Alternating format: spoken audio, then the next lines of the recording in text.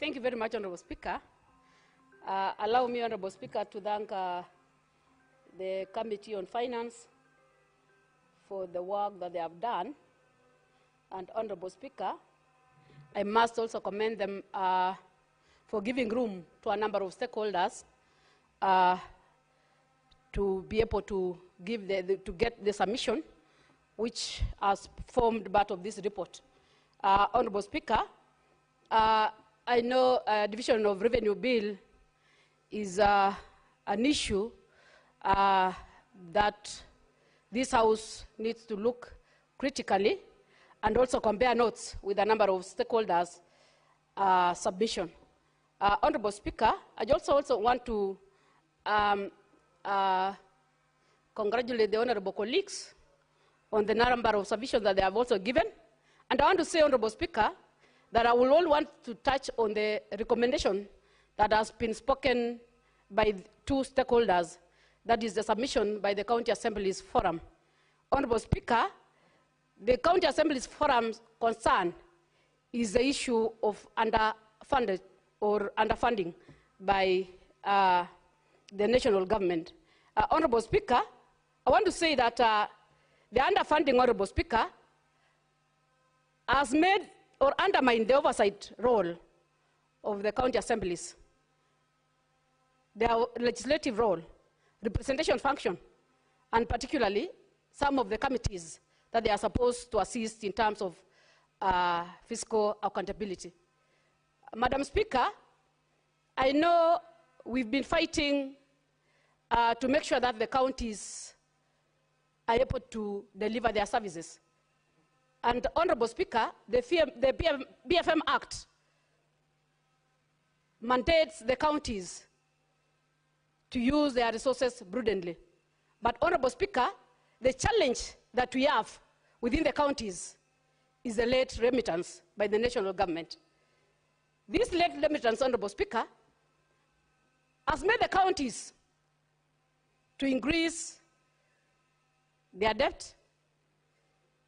They have made them not to be able to deliver on their mandate. They have made them not to deliver the services on time, Honorable Speaker. So I want to say that despite the fact that we are fighting for these resources to go to the counties, still it's a constitutional mandate that we give the counties 15%. But as we speak right now, even the allocation that we've given them is still far below the requisite percentage, Madam Speaker. Honorable Speaker, if I can go to the recommendation by the Kenya Devolution Civil Society Organization, they have raised a concern where the amount that you are giving to the counties this financial year is far much below the percentage, the 15% that we are supposed to give to the counties. Meaning, Honorable Speaker, that a number of things that the county, a number of plans that the counties want to undertake will not be actualized. Remember, Honorable Speaker, we also have functions that have been given to the counties by the national government. The issues of the industrial parks, youth and women empowerment programs, and even the issues of housing. Honorable Speaker, these are some of the issues that I want to believe the counties needed to be given enough resources to be able to assist in terms of counterfunding projects that are supposed to be undertaken by the national government. So, Honorable Speaker, I just want to say that it will be prudent for this House to really work it out and maybe find a way of maybe getting the percentage that is supposed to be a bare minimum. I know we have the 15%, but because of the increasing demands of the county government, because of the functions that national government are devolving to the, or they want to co-join with the county government, I think we need to set a bare minimum whereby we will be able to allow them to be able to deliver, Madam Speaker. So, Madam Speaker, I would want to agree with the recommendation that has been made by the Committee on Finance. I know their hands are tied in terms of making this decision, even after even getting the reports or the submission from the various stakeholders, they still have a challenge in terms of making sure that the percentage is arrived. And I want to say that if this House, I was once listening to Honorable Kachwang, and he made a lot of sense in some of his sentiments when he was talking about the devolution and the counties that we have. I still want to believe that as far as we are supporting the counties, we still have to relook at it. We still have to rethink, because if you see the monies that are going for development, Madam Speaker, you can raise a lot of questions. If you can give a county to a tune of 13 billion or 10 billion, and they can barely put in development not even $1 billion shillings, a lot of monies are going to recurrent. There is a lot of duplications in the counties. I can tell you for sure that we need to look at this. There is more questions than answers. A lot is needed to be done in the county governments, but because of duplications, they cannot be able to do things the right way. Meaning, we need to look at devolution. I don't dispute or I don't challenge that we have the 47 counties, but I still want to believe that if we can look at it critically, we can come out with a better solution where we can have more resources going to the ground. Because at the end of the day, it's not the number of representatives that we want to see. It's not a number of duplications that we want to see. We want to see the tangible projects that are able to assist our people. So those are some of the concerns that I'm raising. And I also felt that the Honorable Senator, he's been here and he's been working with the county governments. And I want to say that I saw a lot of sense, and I still feel that we need to rethink. I would challenge the Committee on Devolution to still look at this critically and really tell whether this is the direction that we need to take as a country. If the percentage that we are taking to development is so minimal compared to what we've devolved, it raises a lot of concerns. So I don't want to labor much. I just want to say, Madam Speaker, I would want to support the Committee on Finance, and I would urge this House to still look at the issues of the counties and make sure that they give counties enough resources to be able to discharge their services. I beg to submit, Chair. Thank you. Thank you, Senator Joyce. Senator Kajwang Moses. Madam Speaker, thank you for giving me an opportunity to comment on the Division of Revenue Bill 2025, which is one of the most important functions of the Senate and as senator, because it is during this kind of debate that we determine what goes to county governments. Many people sometimes ask, what do these senators do when they're in Nairobi? This is it. We are deciding what is going to county governments. When governors are giving out bursaries, launching roads, and doing all the employment that they're doing it courtesy of the Senate, which has approved certain estimates to go to the counties. Madam Speaker, I want to strongly oppose the proposal by the National Assembly to allocate county governments 405 billion.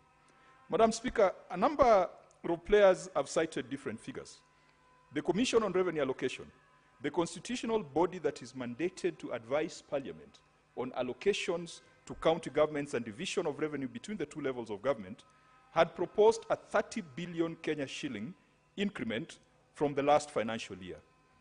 The National Assembly has proposed a 17 billion shilling increment. Madam Speaker, both positions by CRA and the National Assembly and Treasury are untenable because of discretionary expenditure and a few other factors that I'm going to highlight. Madam Speaker, the Senate has proposed 465 billion to be allocated to county governments, a position that I fully support. The Council of Governors has requested for 536 billion.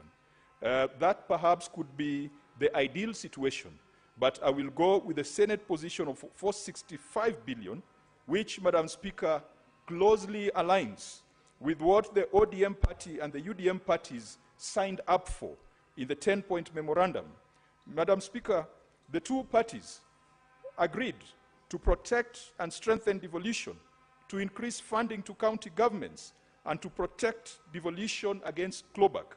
And in the MOU, it was proposed that counties should get no less than 450 billion.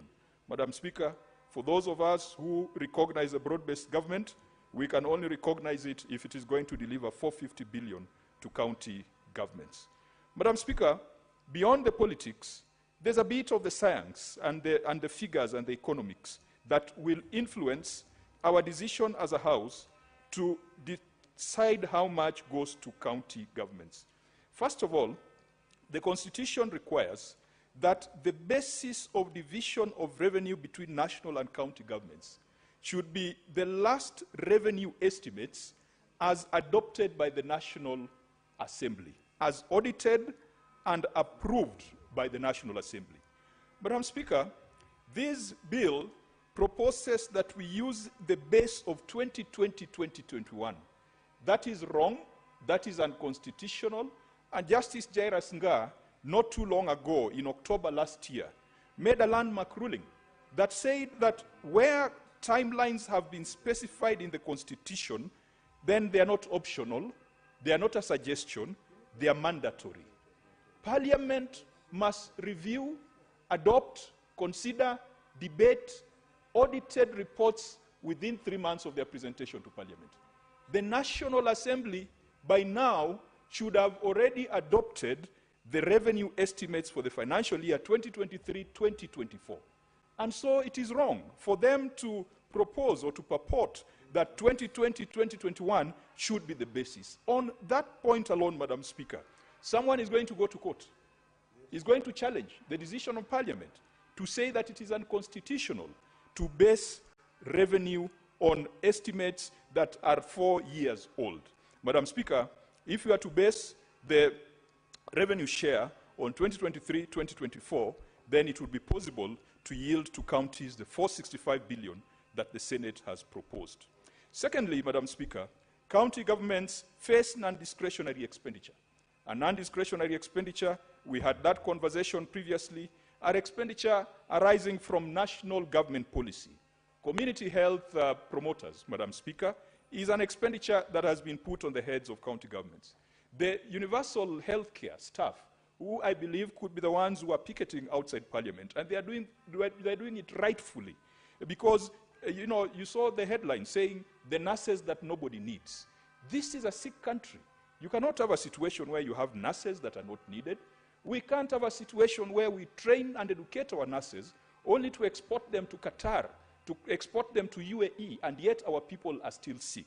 Madam Speaker, we must ensure that the UHC workers are engaged in proper and decent terms of service, so that instead of them spending time in the corridors and the streets of Nairobi picketing, they should be out there dispensing and delivering health service, care, and attention to the sick people of this nation, and making sure that the Social Health Authority and the Social Health Insurance Fund and all those programs of the national government are successful. That can only be done if county governments are financed sufficiently. The UHC workers, their concern is when you send them to county governments, you're going to end up with 47 different employers who have 47 different moods and who have 47 different management styles. They want certainty. They want to be put on a scheme of service that is predictable. Madam Speaker, this is where we must call back the CS for Health to tell us how the Human Resource Advisory Council under the Ministry of Health, what it is doing to ensure that there is consistency, that there is transparency, and there is synergy in the employment of health workers at national and county governments. Health workers have cried for a National Health Commission, and President Ruto had assured us that the